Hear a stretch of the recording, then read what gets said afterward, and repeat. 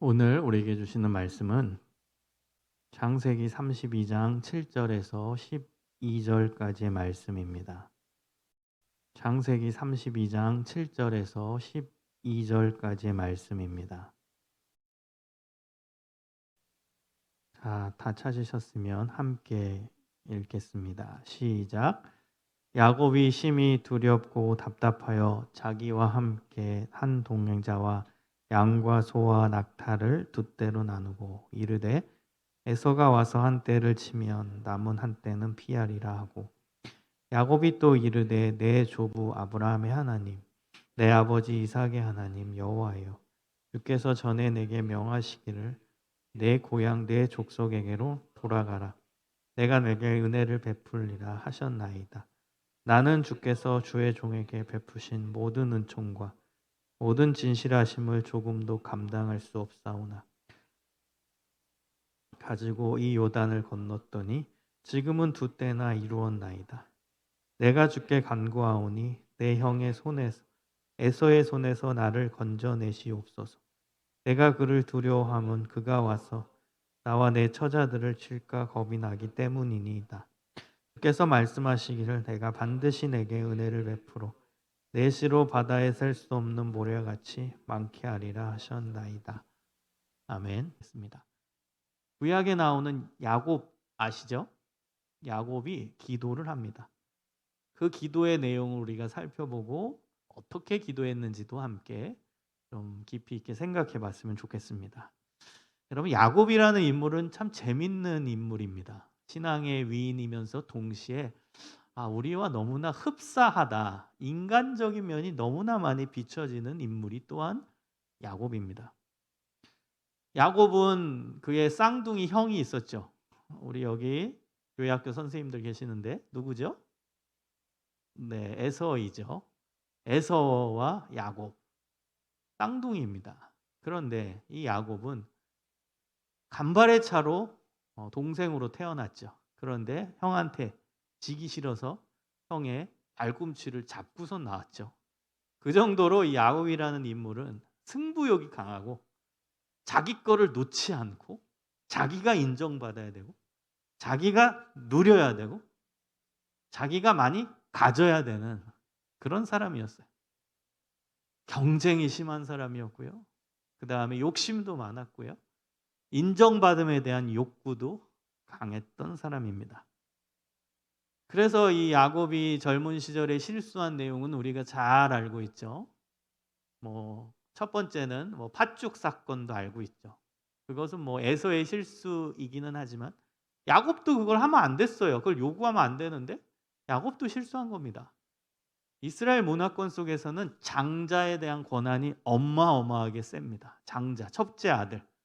첫째 아들이 모든 권한을 다 누리게 돼 있습니다. 모든 재산권도 첫째 아들이 가지게 됩니다. 첫째 아들에 대한 권위, 권한, 집안의 모든 중요한 것들 다 첫째 아들이 가지게 됩니다. 엄청난 권한을 갖고 있는 거예요.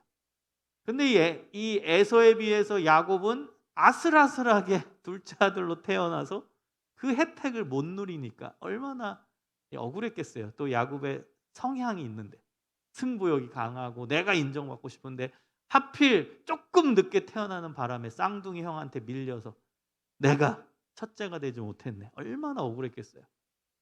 그러니까 이제 형이 바깥에서 사냥하고 오는데 배고픈데 팥죽을 끓이는 거죠. 냄새가 너무 좋아요. 근데 에서도 실수죠. 그 장자의 권한이 얼마나 중요한데 그것을 별로 귀중하게 여기지 않았죠. 그래서 팥죽 냄새를 맡자마자 너무 배고프니까 그거 팥죽 좀 달라고 나 지금 먹고 싶다고. 그랬더니 그때 이제 머리가 돌아가죠. 이 야곱이 다 머리가 싹 돌아가는 거예요. 형 이거 내가 먹으려고 열심히 끓인 거야. 야 동생아 그거 나 좀 먹자. 그때 머리가 싹 돌아가서 그러면 이거 형한테 주면 나한테 뭐 해줄래? 네가 원하는 거 다 해줄게. 그때 이제 장자의 권한을 달라고 얘기하죠. 어마어마한 것을 팥죽 한 그릇에 팔아버리죠. 이 에서도 문제죠. 어마어마한 권한을 고작 그 팥죽 한 그릇에. 그만큼 가치를 모르는 거죠. 에서는 관심이 별로 없었다는 뜻일 수도 있고요. 자, 그래서 그러한 이제 일상적인 실수도 범하고 또 형과의 약간의 그 트러블이 그때부터 또 시작됐다고 말할 수 있겠죠. 그다음에 이제 아버지가 이제 돌아가시기 직전에 이제 축복 기도를 하는데 그 축복 기도도 이제 장자한테 하는 겁니다. 장자한테 모든 축복의 기도를 통해 그 축복의 내용이 온전히 이루어지기를 소망하는 아버지가 가진 모든 유업, 아버지가 가진 모든 재산, 아버지가 가지고 있는 모든 노하우, 아버지가 가지고 있는 모든 권위를 기도를 통해 이 첫째 아들한테 부여해 주는 거예요. 근데 그 야곱이 그 기도 받겠다고 속이고, 아버지도 속이고 형도 속여서, 우리 다 아는 내용이죠. 형은 이렇게 털이 많았는데 본인이 털이 없으니까 분장까지 해가지고 들어가 가지고 축복을 대신 가로채죠. 그때는 이제 에서가 알아챈 거예요. 이 나쁜 이 야곱, 네가 동생이냐? 내 축복을 갈아채? 다 가로채서 네가 받아? 너 예전에 팥죽 한 그릇에도 내가 속아 넘어갔지. 네 놈은 그런 놈이야. 이 나쁜 놈. 완전히 이제 형이 열받아서 동생 야곱을 죽이려 합니다. 그래서 야곱은 도망가는 신세가 돼서 외삼촌 라반의 집으로 도망가게 되죠. 그리고 나서 20년간 라반의 집에서 산 거예요. 20년간. 그런데요, 자기보다 더한 인물을 만나죠. 그 인물이 외삼촌이었어요. 자기도 남 속이고 승부욕 강하고 그다음 내 거 막 차지하려는 이기주의가 가득 찬 인간인데 외삼촌이 나보다 한 수 위인 거예요. 야곱을 계속 속이는 거예요. 야곱이 사랑했던 라헬을 얻기 위해서 7년 일하고 또 레아까지 먼저 결혼하는 게 그 당시 풍습이다 해가지고 그럼 7년 더 일하면 레아뿐만 아니라 라헬도 더 얻을게 해서 결국 라헬을 위해서 14년을 일한 거예요. 그리고 나서도 못 나가게 해서 더 일해라. 그래서 결국 20년을 일한 겁니다. 20년. 그리고 20년 일할 동안에 월급도 제대로 안 주고 10번 이상 품삯을 속이고, 그것이 그냥 작은 뭐 몇 푼 속인 게 아니에요. 엄청나게 큰 재산을 줘야 되는데 그걸 10번 이상 계속 속이고 안 줬다는 거예요. 임금 착취를 하고 재산 착취를 한 거예요. 제대로 노동력에 대한 대가도 지불하지 않았다는 거예요. 다 외삼촌이 속인 겁니다. 여러분, 뭐 오늘은 야곱 요 시리즈 이야기를 하는 시간은 아니니까, 근데 여기서 하나 알 게 있어요. 여러분, 자기가 한 만큼 돌려받는 거예요, 결국. 우리가 그런 표현 쓰죠. 정의구현, 뭐 이런 표현들 쓰죠. 하나님의 정의가 이루어지는 거예요. 결국 남 속이고 남한테 피눈물 흘리게 해보세요. 지가 당하는 겁니다, 몇 배로. 지가 결국에는 몇 배로 당하는 거예요. 그게 정의입니다. 그게 정의. 결국에는 당해요. 남 속이면 자기가 속임받게 되고, 다른 사람 괴롭히면 내가 그만큼보다 훨씬 더 많이 받게 됩니다. 나를 괴롭히는 인간이 주변에 계속 나타나게 되는 거예요. 자기가 한 만큼 받게 되는 거예요.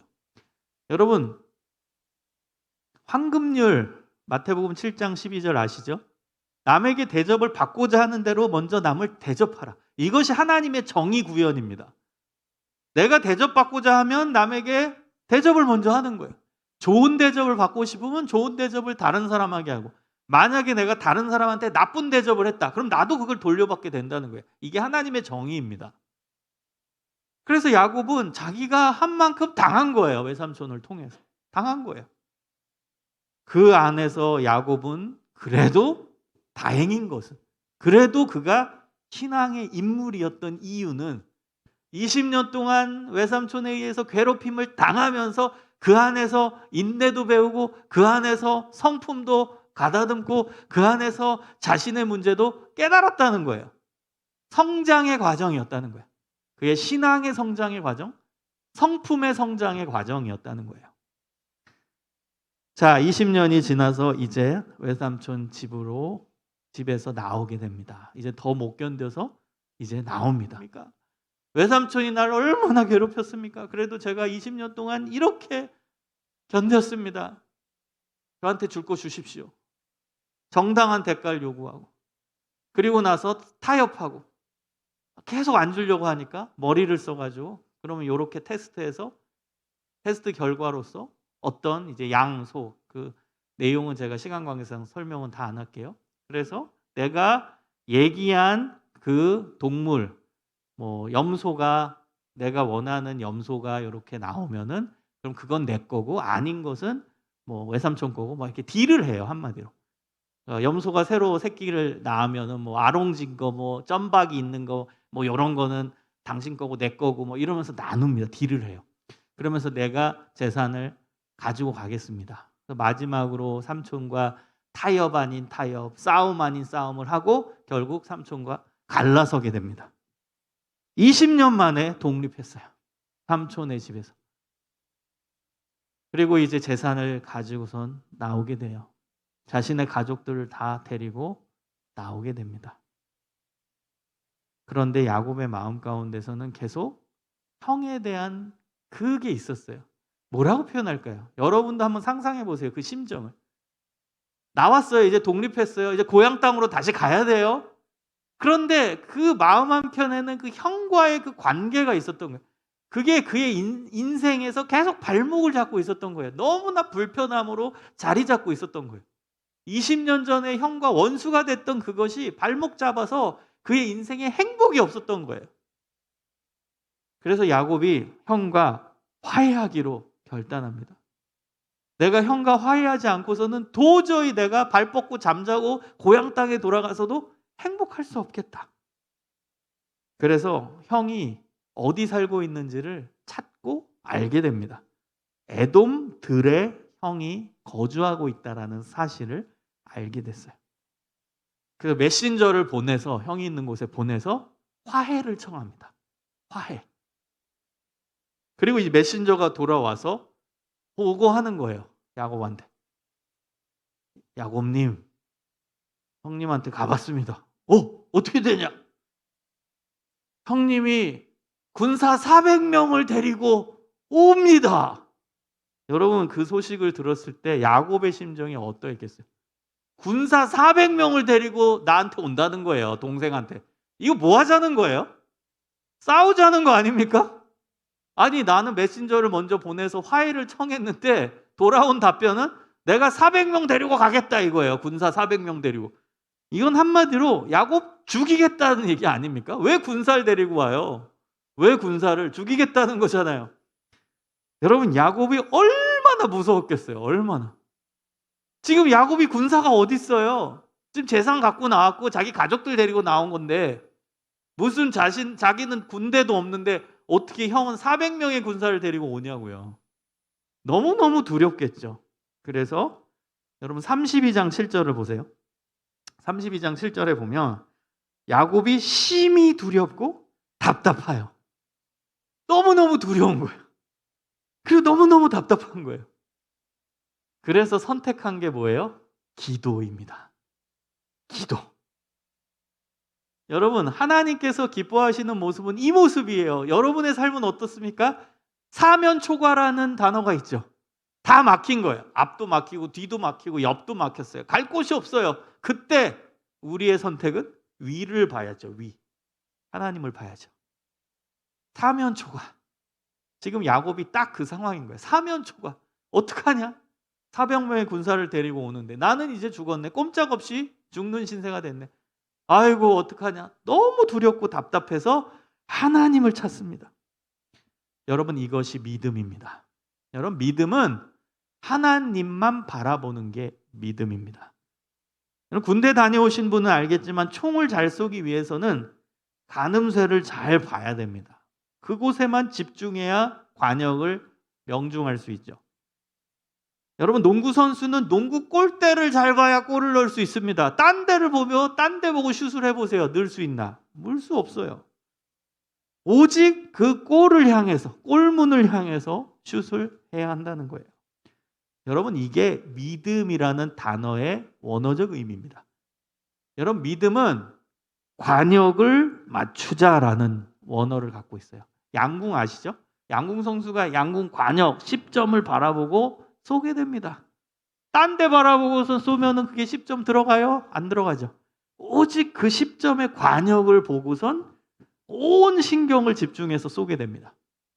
믿음이라는 단어의 원어적 의미는 관역을 집중하다, 관역에 맞추다 이 뜻이에요. 우리가 바라봐야 되는 그 지점, 그 포인트는 오직 하나님이라는 거죠. 그게 믿음이에요.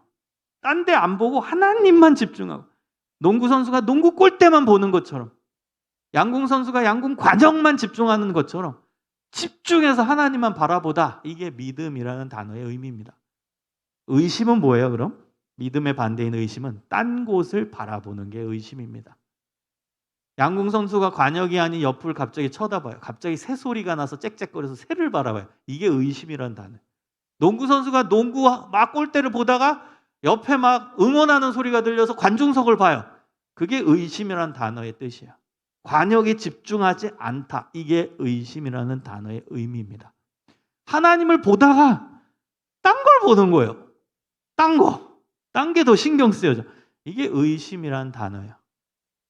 여러분, 기도는 믿음의 기도여야 됩니다. 즉 하나님만 바라봐야 한다는 거예요. 그게 기도입니다. 모든 에너지와 모든 집중을 하나님께로만 향할 때 그때 기도가 이루어지는 겁니다. 여러분, 기도는 어떻게 하고 계십니까? 기도를 하나님도 바라봤다가 그냥 형식적으로 했다가 오늘 교회에 왔으니까 그냥 하는 거지라고 했다가 기도하다가 자다가 졸다가 그게 하나님께만 집중한다고 생각하십니까? 그 기도는 응답이 없는 게 당연한 거예요. 내가 지금 기도한다고 앉아있다고 기도가 아니에요. 내가 지금 기도하고 있다고 눈 감고 있다고 그게 기도가 아닙니다. 여러분, 관역에 온전히 집중해야 돼요. 제가 비유로 든 거 꼭 기억하세요. 올림픽에 나온 양궁 선수가 그 관역을 쳐다볼 때 어떻게 쳐다보겠어요? 숨도 안 쉬고 오직 그 관역. 그 정도의 에너지에 대한 집중이 있어야 돼요. 에너지 집중. 하나님을 바라볼 때 온전히 그 하나님이라는 관역만 향해서 바라보는 그 정도의 집중이 있어야 그게 믿음의 기도인 것입니다. 그게 믿음의 기도예요. 여러분, 양궁 선수도 우리나라 양궁이 세계 최고잖아요. 어떻게 훈련하는지 예전에 다큐멘터리 나왔죠. 옆에서 막 꽹가리 치고 그다음 락 음악 틀어놓고 그러고 훈련한대요. 그런 집중하기 어려운 환경에서도 계속 관역을 집중할 수 있는 훈련을 하는 거예요. 옆에서 막 소리치고 노래하고 콘서트장 같은 환경 만들어 놓고 음악 엄청 세게 틀어놓고 거기서 훈련합니다. 계속 관역만 집중하게 하려고. 여러분, 우리가 도전해야 돼요. 양궁 선수도 그렇게 열심히 관역을 집중해서 바라보는데 우리는 하나님을 어떻게 바라보고 있습니까? 여러분, 기도할 때 어떻게 기도하십니까? 그냥 가만히 조용히 이게 기도하는 건지 내 생각인지 생각하는 건지 기도하는 건지, 기도하다가 또 잤다가 또 일어났다가 아이고 내가 뭐 했지 오늘, 지금 뭐 기도한 건가? 아멘. 예수님의 이름으로 기도합니다. 아멘. 여러분, 이거 기도 아니에요. 미안하지만. 기도의 전제는 믿음이에요. 믿음은 집중해야 돼요. 하나님께. 이게 기도의 전제입니다. 그게 되지 않고서는 그걸 기도라고 말할 수 없다는 거예요. 여러분, 야곱은 이 절체절명의 순간에서 오직 하나님께만 집중한 거예요. 오직 하나님께만. 하나님뿐입니다. 저 어떻게 해요? 딴 게 안 보여요. 오직 하나님만 보이는 거예요. 야곱의 첫 번째 기도를 우리가 살펴보겠습니다. 여러분, 제가 왜 오늘 본문의 두 구절을 받는 줄 아세요? 오늘 본문을 잘 들여다보잖아요. 그러면 기도가 두 번 나오는 거예요. 두 번. 처음에 기도해요. 그 소식을 듣고 400명이 온다라는 소식을 듣고 기도 열심히 합니다. 그 다음 단계에서는 야곱이 어떤 준비를 해요.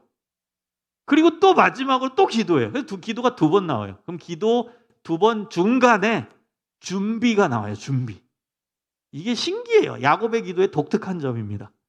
그 부분을 제가 한번 살펴볼게요. 자, 첫 번째 기도입니다. 이제 400명이 온다라는 소식을 듣고 야곱이 했던 기도의 특징입니다. 이 특징은 하나님의 약속을 붙잡고 기도했습니다. 하나님의 약속을 붙잡고. 32장 9절에서 12절에 보면 야곱이 이런 이야기를 하나님께 먼저 얘기합니다. 하나님, 주님께서 전에 내게 명하시기를 내 고향 내 족속에게로 돌아가라. 내가 내게 은혜를 베풀리라 하셨나이다. 주님께서 말씀하시기를 내가 반드시 내게 은혜를 베풀고 내 씨로 바다에 셀 수 없는 모래와 같이 많게 하리라 하셨나이다. 여러분 독특하죠? 이게 야곱의 독특한 기도의 방법이고 내용이에요. 우리의 기도는 하나님 뭐 들어주세요. 저 지금 400명 군사가 몰려옵니다. 죽게 생겼습니다. 살려주세요. 이게 먼저 나온 게 아니라 주님께서 전에 내게 명하시기를, 주님께서 전에 말씀하시기를, 주님께서 이렇게 하셨잖아요. 이렇게 저에게 말씀하셨잖아요. 주님께서 저에게 명령하셨잖아요. 자꾸 옛날 약속, 옛날 말씀을 자꾸 언급하면서 기도를 합니다. 이게 야곱의 기도의 독특한 특징입니다. 야곱의 기도는 하나님의 말씀, 하나님의 약속을 언급하면서 내 필요에 대해서 이야기합니다. 한마디로 하나님 전에 저랑 약속하셨지요? 그러니까 들어주세요 이거예요. 실제로 하나님은 야곱과 약속을 하셨습니다. 창세기 28장에 가면 야곱이 형 에서를 속여서 아버지의 축복을 가로채고 도망가다가 베델이라는 지점에 이르러요. 거기서 잠이 듭니다. 그래서 꿈에 하나님께서 약속의 말씀을 들려주세요. 그 말씀을 야곱은 평생 기억하고 있었던 거예요. 아버지의 집에서 도망쳐 나오다가 중간 지점에서 베델에서 피곤해서 잠잘 때 꿈에서 들려줬던 하나님의 말씀을 야곱은 기억하고 있었다는 거예요. 그 내용을 다시 언급하면서 하나님 전에 제가 베델에서 누워가지고 잠잘 때 하나님께서 말씀하셨잖아요. 너는 나중에 네 고향, 네 족속으로 돌아가게 될 거다. 내가 너에게 은혜를 베풀어 줄 거다. 내 씨로 바다에 셀 수 없는 모래와 같이 많게 할 거다. 하나님 이전에 약속하셨잖아요. 저 그거 기억하고 있어요. 근데 제가 내일 형을 만나서 죽임을 당한다면 하나님이 약속하신 게 물거품 되는 거잖아요. 하나님이 약속을 어기신 거잖아요. 그 얘기하는 거예요. 하나님 제가 지금 모가지가 날아간다면 어떻게 내 씨가 바다에 셀 수 없는 모래와 같이 내 후손이 많아지겠습니까? 말도 안 되는 얘기잖아요. 하나님 약속하신 거 지키셔야죠. 그렇게 기도하는 거예요. 여러분 하나님은 약속의 하나님이십니다. 하나님은 약속을 분명히 지키십니다. 사무엘상 15장 29절에 보면 이스라엘의 지존자는 거짓이나 변개함이 없으시니 그는 사람이 아니하심으로 결코 변개하지 않으심이니이다. 하나님은 거짓이나 변하는 게 없다는 거예요. 하나님은 사람이 아니니까 막 약속을 바꾸지 않는데요. 말한 것을 막 바꾸지 않는데요. 변함이 없으신 분이라는 말씀이 나옵니다. 여러분 우리 하나님의 약속은 불변합니다. 그래서 하나님의 약속을 붙잡고 기도하는 것은 아주 좋은 방법입니다. 그럼 이런 질문이 나올 수 있겠죠? 목사님, 야곱은 하나님의 직접 음성을 듣고 약속을 받았잖아요. 그런데 저는 하나님의 약속을 받은 게 없어요. 하나님이 꿈에 나타나서 내가 너에게 약속해 주마 음성을 들려주신 적도 없어요. 근데 뭘 붙잡고 기도하라는 거죠? 이런 질문이 여러분 던져지겠죠. 답을 드릴게요. 여러분 지금은 왜 하나님이 직접적으로 우리에게 나타나셔서 야곱처럼 야곱아 내가 약속해 주마 라고 안 하시는 줄 아세요? 이미 약속의 책이 우리 손에 있기 때문입니다. 성경. 여러분 야곱 시대는 성경이 없었죠? 그 직접 음성으로 들려주세요. 하나님의 약속. 근데 우리의 손 안에는 하나님의 약속의 책인 성경이 있습니다. 성경을 표현하는 단어가 두 가지가 있어요. 테스타먼트, 커버넌트. 뜻이 뭐예요? 다 약속입니다. 계약, 약속. 약속의 법적 표현이 계약입니다. 그 뜻이에요. 이 성경은요. 약속의 책이라는 뜻이에요. 약속의 책. 하나님의 약속의 책. 여러분 성경을 어떤 관점으로 보고 계십니까? 이 성경이란 단어의 의미가 약속의 책이라는 뜻이에요. 하나님이 인간과 하신 약속이라는 겁니다. 이 안에는 약속이 수없이 많이 담겨 있어요. 하나님의 약속, 인간을 향하신 약속. 그래가지고 성경의 이제 기록의 내용을 잘 보잖아요. 그러면 문법적으로 명령형과 조건형이 많이 나오는 거예요. 약속을 했으면 약속을 지킬 시에는 이렇게 해주겠다. 그런 단어가 많이 나오겠죠. 그런 문법 체계가 많이 나오겠죠. 그래서 뭐뭐 해라 명령형, 그리하면 조건절, 명령하고 지키면 조건으로 이렇게 해주겠다. 이 조건을 지키면 이렇게 해주겠다가 나오는 겁니다. 그런 문법 체계가 성경에는 정말 많이 나와요. 마태복음 7장 7절 구하라 그리하면 주실 것이요. 명령 그다음 조건. 그걸 채우면 그러면 이렇게 할 것이다. 마태복음 6장 33절 너희는 먼저 그의 나라와 그의 의를 구하라 그리하면 이 모든 것을 너에게 더하시리라. 누가복음 6장 37절 비판하지 말라 그리하면 너희가 비판을 받지 않을 것이요 정죄를 받지 않을 것이다.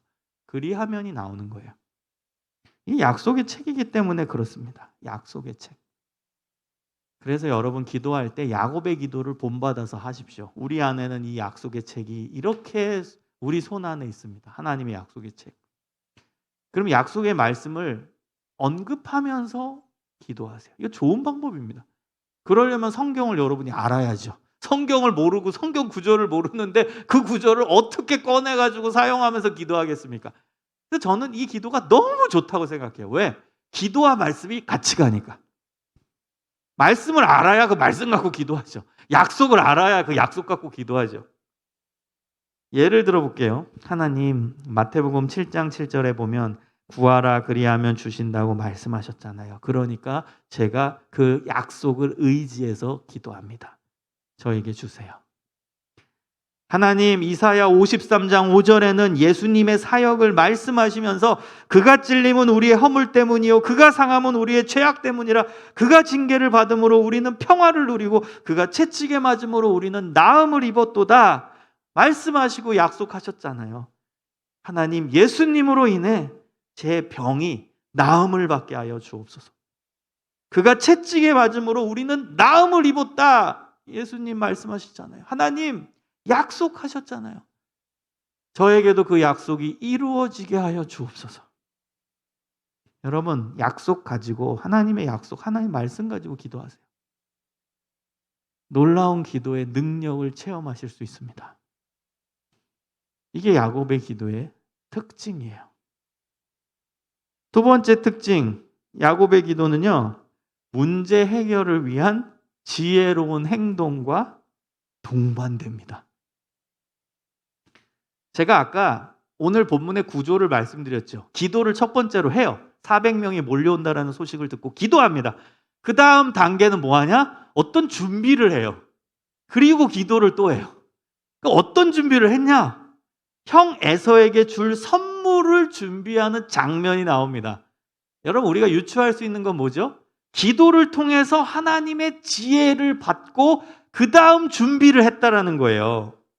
야곱이 빡세게 기도했어요. 하나님 무섭습니다. 저 살려주세요. 이러고 기도했어요. 첫 번째 기도 약속의 말씀 근거하면서 기도했어요. 기도 끝나자마자 야곱이 한 행동은 어떤 준비였는데 그 준비는 형에게 줄 선물을 준비하는 내용이 나온다는 거예요. 그런데 굉장히 치밀합니다. 한 번에 다 주는 게 아니라 형한테 줄 선물을 세 때로 나눠요. 첫 번째 이제 그 당시에는 재산이라는 건 소와 양과 염소의 동물이었거든요. 그래서 형한테 줄 선물을 딱 준비해놔요. 첫 번째 때, 첫 번째 선물. 그리고 그 선물을 먼저 보내는 거예요. 그 다음 시간 간격을 두고 두 번째 선물 동일한 것을 또 보내는 거예요. 그 다음 시간 간격을 두고 세 번째 선물을 또 주는 거예요. 동물, 자신의 재산을 세 때로 나눠서 시간별로 순차적으로 선물을 형한테 보내는 거예요. 왜 그랬을까요? 이게 하나님이 주신 지혜입니다. 자, 이제 형이 400명의 군사를 데리고 오겠죠? 이놈 봐라. 어떤 심정인지 모르겠죠? 이놈 어떻게 생겨먹은 놈인지 이제 보자. 20년 지났다. 야, 한번 보러 오자. 병사들 데리고 오는 거예요. 그런데 저 앞에 양과 소가 이제 음매하면서 오는 거예요. 그 당시 귀한 물건이죠. 선물이죠. 이게 뭐지? 양과 소 떼를 만나요. 뭐야? 그랬더니 거기 종이 얘기하겠죠. 이건 당신의 동생 야곱이 보내신 선물입니다, 형님. 이렇게 얘기했겠죠. 이놈 봐라. 뇌물을 먼저 주네. 이놈 봐라. 받는 거예요. 이거 갖고 되겠어? 야, 가자. 가는데 또 만나는 거예요. 또 양과 염소 이제 막 선물들이 또 와요. 이건 뭐냐? 그랬더니 이 선물도 주인님이신 에서님께 드리는 선물입니다. 기분이 좀 좋아졌겠죠? 그래? 얘 그래도 많이 준비했네? 그래, 가보자. 세 번째 갔을 때 또 만나는 거예요, 선물을. 이때 마음이 완전히 풀리겠죠. 지혜죠, 지혜. 한 번에 다 보낸 게 아니에요. 한 번에 받는 게 아니라 순차적으로. 야곱은 심리학을 전공하진 않았지만 심리를 너무나 잘 알고 있죠, 사람의 심리를. 여러분, 세 번 선물에 계속 강팍한 마음을 가질 사람은 없죠. 이 분이 풀리는 거죠. 저 야곱 만나보자 하고 짜증나서 열받아서 갔다가 선물 첫 번째 만나고 마음이 약간 풀어졌다가 가다가 두 번째 선물 만나고 조금 더 풀어졌다가 마지막 세 번째 선물을 만나는 순간 확 풀어지는 거죠. 세 번째 선물을 만났을 때는 분노는 사라지고 야곱이 도대체 어디 있는지 궁금해하면서 만나고 싶은 반가운 감정이 들었을 겁니다. 여러분, 이 지혜 기도를 통해서 얻은 겁니다. 기도를 통해 얻은 거예요. 첫 번째 기도를 통해 얻은 겁니다. 사랑하는 여러분, 하나님은요, 우리가 기도하면 그 다음은 움직이기를 원하십니다. 행동하기를 원하세요. 기도를 통해 하나님께서 지혜를 주시면 그 지혜에 따른 행동을 하길 원하신다는 거예요. 야고보서에서도 동일한 구절이 있어요. 지혜를 구하라. 그럼 그 지혜 가지고 하라는 거예요. 여러분, 기도하고 나선 움직여야 됩니다.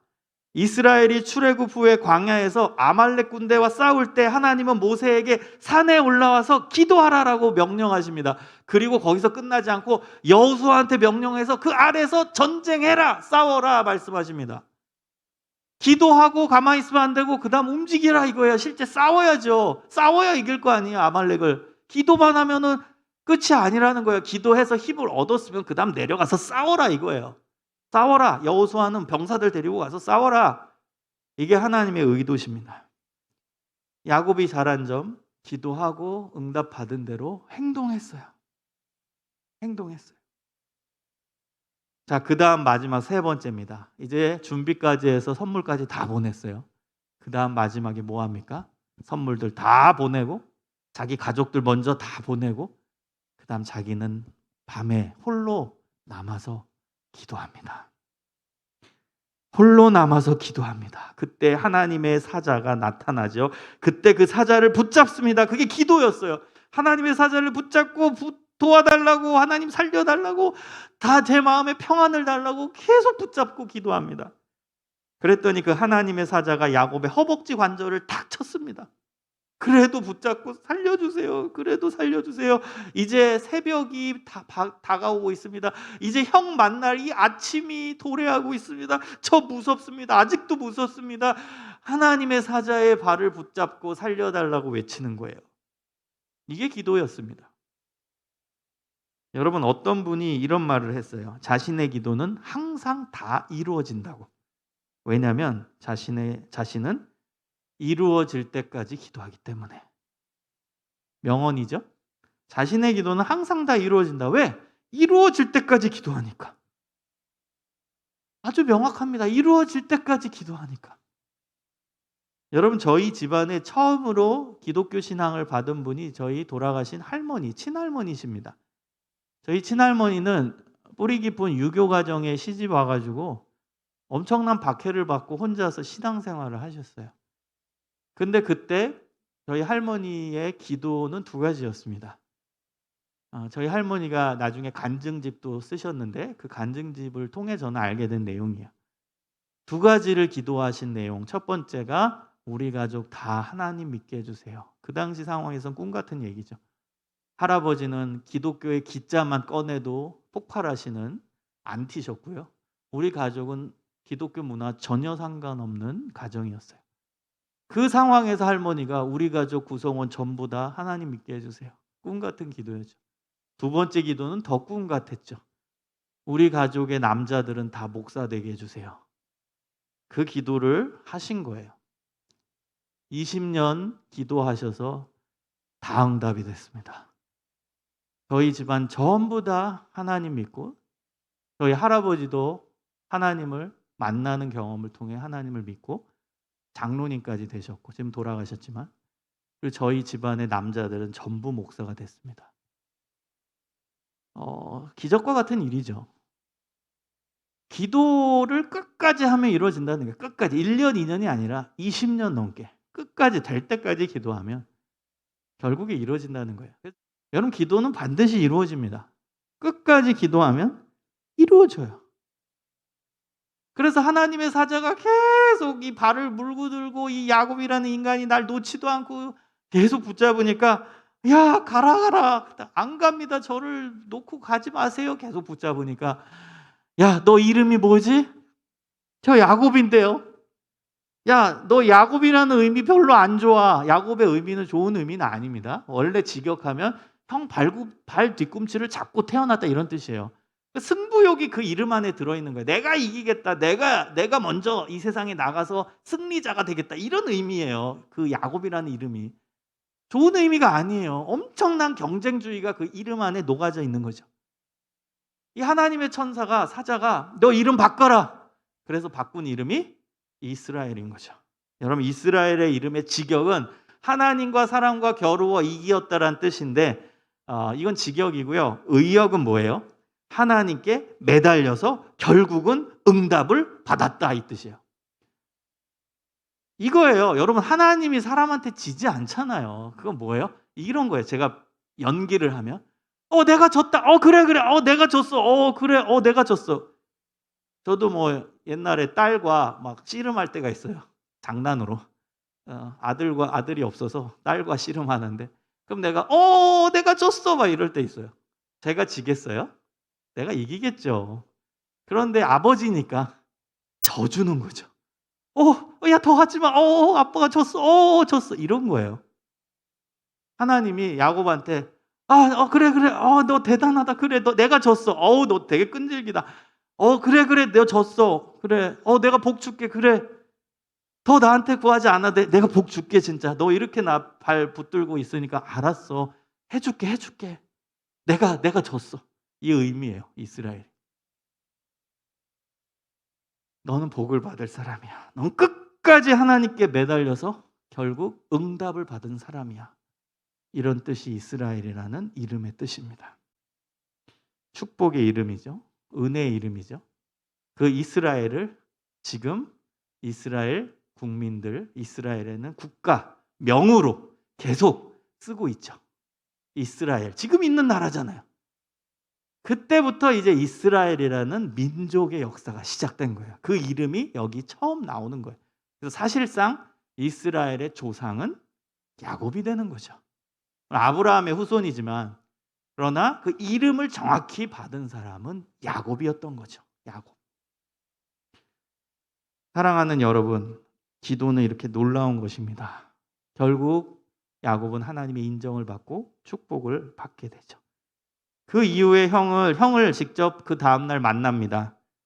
그리고 33장에 이제 넘어가면 형 에서를 만나요. 만나고 나서 이 야곱이 어떤 반응을 보이는 줄 아세요? 형 앞에 7번 땅에 엎드려서 형에게 절을 합니다. 여러분, 7번은 히브리 문화권 속에서 완전수를 뜻해요. 무슨 뜻인 줄 아세요? 완전히 나는 형 아래에 있는 자입니다, 이런 뜻이에요. 7번 절해요, 형한테. 야곱이 형 보자마자. 저는 완전히 형 아래에 있는 자입니다. 형의 종입니다, 이런 뜻이에요. 실제로 형 에서한테 주라는 표현을 써요. 주인님이라는 표현을 써요. 동생이. 천하의 야곱이, 형 팥죽 뺏어먹던 그 야곱이, 형의 장자권을 호시탐탐 노리고 자기가 높아지려 했던 그 야곱이 형 앞에 나는 종입니다. 형이 주인님이십니다. 변화된 거예요. 놀랍게 바뀐 겁니다. 지금 야비하게 지가 살고 싶어서 연기하는 게 아니라 실제 야곱은 변했어요. 그 승부욕 많았던 야곱이, 자기만 잘 먹고 잘 살려던 야곱이, 이기적인 야곱이 완전히 변화된 거예요. 나는 형님의 종입니다. 여러분, 기도하면 놀라운 복을 받습니다. 첫 번째 복은 기도하면 내 인격이 변화되고 하나님이 원하시는 모습으로 성숙합니다. 기도 잘해보세요. 야곱처럼 변해요. 하나님이 기뻐하시는 성품으로 바뀌어요. 낮아지는 성품으로 바뀌어요. 섬기는 인격으로 바뀌어요. 다른 사람을 높여주고 세워주는 예수님 같은 섬김의 성품으로 변화됩니다. 그리고 두 번째, 실제 기도했던 문제가 해결됩니다. 우리가 염려했던 문제가 깔끔하게 해결됩니다. 에서는요, 야곱을 받아줬어요. 눈물 흘리면서 받아줬어요. 서로 입맞추며 받아줬어요. 서로 형제를 나누면서 받아줬어요. 완전한 화해의 역사가 일어나게 되었던 거예요. 심지어 에서는 너무 신나가지고 이제 우리 떨어지지 말고 같이 살자. 동생아 사랑한다. 그런 엄청난 화해의 역사가 일어나게 되었던 것입니다.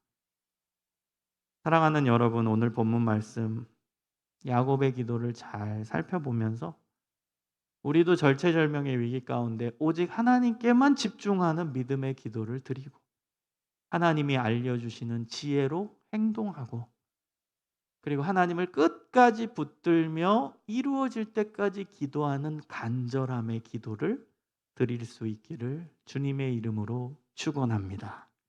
우리 함께 기도하겠습니다. 오늘 말씀을 기억하면서 하나님, 우리도 야곱의 기도를 드리기 원합니다. 하나님, 우리의 삶 가운데 어려움이 있고 사면 초과의 위기가 있을 때가 많습니다. 그때 믿음의 기도가 이루어지길 원합니다. 오직 하나님만 바라보고 양궁 선수가 모든 주변의 잡음 가운데서도 관역에만 집중하는 것처럼 하나님께만 집중하며 기도하는 사람들 되게 하여 주옵소서. 하나님이 알려주시는 대로 행동하게 하시고 끝까지 하나님을 붙잡고 기도하는 야곱과 같은 하나님 의지하는 기도가 이루어지게 하여 주옵소서. 우리 다 함께 간절히 기도하겠습니다. 하나님 감사합니다. 주님 붙들고 기도하게 하시고 하나님 말씀 의지하며 기도할 수 있도록 주여 붙들어 주옵소서.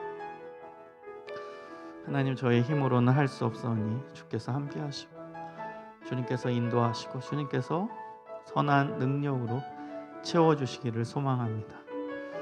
하나님, 저희들의 죄를 용서하시고 하나님의 선하심으로 채워주시기를 소망합니다.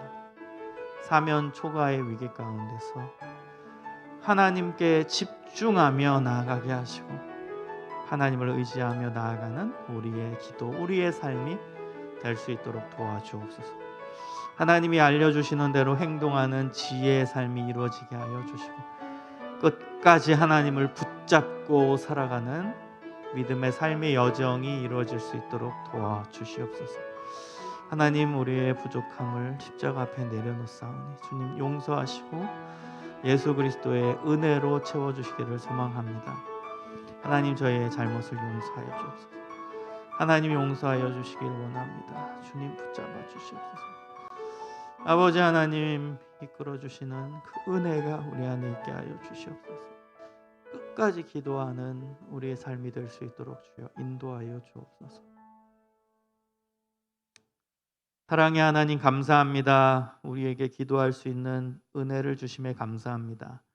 하나님을 붙잡고 기도하는 우리의 삶이 되게 하시고 다른 주변의 시선들, 생각들, 또 의지할 대상들 내려놓고 오직 하나님께만 집중하며 기도하는 삶이 되게 하여 주옵소서. 하나님의 지혜를 구하며 그 지혜롭게 행동할 수 있는 저희들의 실천이 되게 하시며 야곱이 하나님의 사자를 끝까지 붙잡고 늘어지며 하나님의 은혜를 구했던 것처럼 우리도 끝까지 하나님께 붙잡고 하나님을 의지하며 기도하는 생활 할 수 있게 하여 주옵소서. 우리의 인격이 변하고 우리의 기도 제목이 하나님의 손 안에서 이루어지는 것을 경험할 수 있도록 복 내려 주옵소서. 예수님 이름으로 간절히 기도합니다. 아멘.